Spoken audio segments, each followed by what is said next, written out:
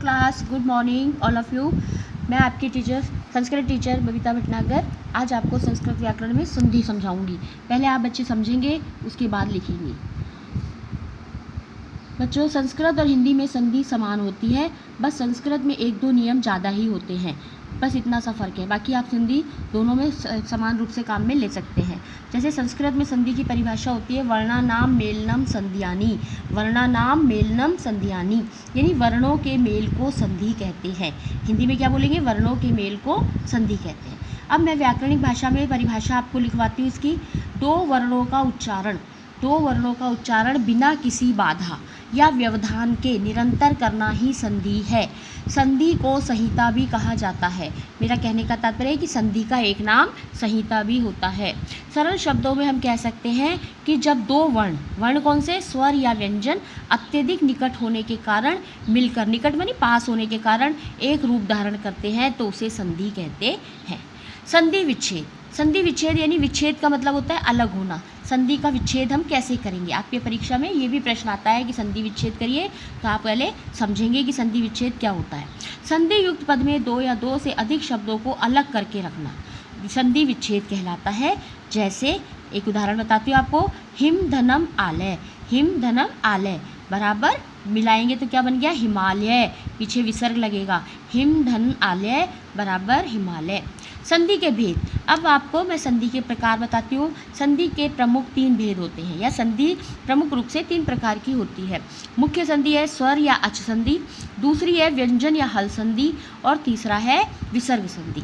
जिसमें मैंने पहले भी बोला है कि स्वर संधि और अच संधि आपको प्रमुख रूप से आनी चाहिए, क्योंकि इसके 5 भेद होते हैं और संधियों में ये सबसे ज़्यादा महत्व रखती है। तो मैं आपको सबसे पहले स्वर या अच संधि के बारे में समझाऊंगी। सबसे पहले आप हेडिंग डालेंगे स्वर या अच संधि, इसको संस्कृत में बोलते हैं अच संधि। इसमें जब दो अथवा दो से अधिक स्वरों के बीच परस्पर मेल होने से कुछ परिवर्तन होता है या कुछ बदलाव होते हैं, उसे स्वर या अच संधि कहते हैं। यह है स्वर संधि की परिभाषा। अब स्वर संधि के भी 5 भेद होते हैं। स्वर संधि के 5 भेद होते हैं। पहला है दीर्घ संधि, दूसरा है गुण संधि, तीसरा है अयादि संधि, चौथा है वृद्धि संधि और पांचवा है यण संधि। ये आपको 5 नाम याद करने हैं। स्वर संधि के 5 भाग है: दीर्घ संधि, गुण संधि, अयादि संधि, वृद्धि संधि एंड यण संधि। अब मैं आपको सबसे पहले इसके पहले भेद को समझाऊंगी, बहुत छोटे तरीके से, सरल तरीके से, जिससे आपको कोई दिक्कत ना आए। देखिए, स्वर संधि का में जो पहली संधि है दीर्घ संधि, हमें अगर उसे पहचानना है तो उसमें देखना पड़ता है कि जो उन शब्दों में हमें बड़ी मात्रा लगी हुई होती है। बड़ी मात्रा जहाँ लगी हो वो दीर्घ मानी बड़ा होता है, बड़ी संधि होती है। उदाहरण के तौर पे मैं आपको 2 वर्ड्स बताती हूँ। भानुदय, देखिए इसमें बड़ा ऊ लग रहा है। महात्मा, आ की मात्रा है। देवालय, आ की मात्रा है। दूसरा स्वर संधि का भेद है गुण संधि। इसको हम कैसे पहचानेंगे? इसके शब्दों में एक मात्रा होती है। देखिए ये ए की मात्रा, ओ की मात्रा। उदाहरण मैंने यहाँ लिखा है महेंद्र, नरेश, महोदय। वृद्धि संधि है तीसरा भेद, इसका 2 मात्रा। इसमें हमें ये देखना है कि 2 मात्रा के शब्द होते हैं। ये देखिए आई की, औ की। जैसे उदाहरण एक, सदैव, महोज। देख लीजिए ये मात्रा लगी हुई है आई की, ये भी आई की, ये औ की। एक, सदैव, महोज। यण संधि, इसका चौथा भाग है यण संधि, स्वर संधि का।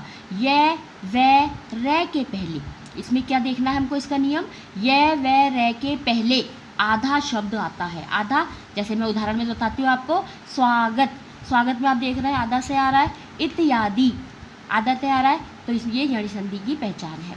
अयादि संधि जब हम देखेंगे तो शब्दों को कैसे देखेंगे?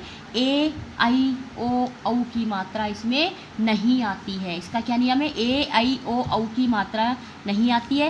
ये देखिए ए की मात्रा, आई की मात्रा, ओ की मात्रा, औ की मात्रा नहीं आती। यहाँ पे मैंने आपको मात्रा लगा के भी समझा दिया ये मात्रा। और इसमें एक ध्यान देने वाली बात क्या है कि अयादि संधि में 3 अक्षर का शब्द होता है, अधिकतर 3 अक्षर का शब्द होता है। जैसे उदाहरण देखिए पवन, देखिए 3 अक्षर है।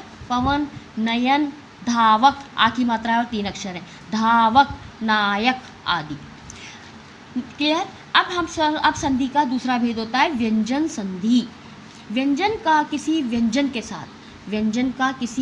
के साथ अथवा स्वर के साथ मेल होने पर व्यंजन में जो परिवर्तन आता है उसे व्यंजन संधि कहते हैं। समझ में आया? व्यंजन जब व्यंजन के साथ मिलता है या स्वर के साथ मिलता है तो जो बदलाव आता है शब्द में उसे व्यंजन संधि कहते हैं। जैसे उदाहरण देखिए, सत्यम धन वदय, तो ये मैं यहाँ पे अनुस्वार में बदल गया, सत्यम वदय। कैसे बनाएंगे? सत धनम जन, सत का ए और इधर का जय, ए का मिलके जय बन गया, सज्जन। दिक प्लस अंक, दिगन। तीसरा संधि का भेद है विसर्ग संधि। विसर्ग मतलब ये जो दो बिंदी का शब्द होता है इसे व्याकरण में क्या बोलते हैं? विसर्ग लगाना, पीछे शब्दों के पीछे ही लगता है विसर्ग। इसमें क्या होता है नियम? से, आधा से, आधा शय, से का से सर्प वाला से, षटकोण वाला शय और शलगम वाला शय आधा शय में बदल जाते हैं। जो विसर्ग हमारे लगा हुआ होता है शब्दों में, तो हम शब्द को खोलते हैं तो वो शब्द विसर्ग में बदल जाता है। जैसे देखिए उदाहरण, निश्चल, निश्चल कैसे लिखेंगे? विसर्ग में बदल जाएगा, चल है, ऐसे हो जाएगा। दुस्तर, दू के पीछे विसर्ग लगेगा, दुतर, और उसको आप खोलेंगे तो आधा से में बदल जाएगा। इस प्रकार हम कह सकते हैं कि जहाँ विसर्ग का स्वर्ण अथवा वर्ण अथवा व्यंजन वर्ण के साथ मेल होने पर जब विसर्ग में कोई विकार होता है उसे विसर्ग संधि कहते हैं। इन उदाहरणों के आधार पर ये निष्कर्ष निकला कि जहाँ विसर्ग का स्वर के साथ और व्यंजन के साथ मेल होता है वहाँ विसर्ग में अगर कोई परिवर्तन हो जाता है तो वो मतलब शब्दों के रूप में बदल जाता है तो उसे विसर्ग संधि कहते हैं। आगे देखिए, आज अब मैंने आपको संधि का टॉपिक समझाया। अब मैं आपको दूंगी इसका गृह कार्य। पहले आप इसके नियम पढ़ेंगे, समझेंगे, बाद में गृह कार्य करने की कोशिश करेंगे। प्रश्न नंबर 1 है मेरा, निम्नलिखित रेखांकित पदेन संधि अथवा संधि विच्छेद कुरुत, यानी इसकी संधि करनी है आपको और इसको संधि विच्छेद को जो है संधि विच्छेद का आपकी संधि करके लिखना है आपको कि क्या बनेगा। जैसे भवनम, भवनम सुआगच्छम कुरु, एक मैंने आपको एक वाक्य दिया, भवनम सुधनम अगच्छम कुरु, यानी जुड़ के क्या हो गया, ये आधे शब्द में बदल जाएगा स्वच्छम, क्या हो जाएगा स्वच्छम। मम धनम उपहासम मा कुरु, इसको जोड़ेंगे तो हम क्या हो जाएगा ममो, ए और ए मिलके ओ की मात्रा बन गई ममोभासम। वर्षा प्लस ऋतु धनम रमणीय भवती, वर्षा धनम ऋतु रमणीय भवती, वर्षो ऋतु हो जाएगा। ये देखिए मैंने आपको बताया था इधर का है वर्षा आ और इधर का ए मिलके वर्षो ऋतु हो जाएगा। अत्र प्रति धनम इक्षाम कुरु, ई और ई मिलके बड़ी की मात्रा बन गई प्रतीक्षाम, प्रतीक्षाम बन जाएगा।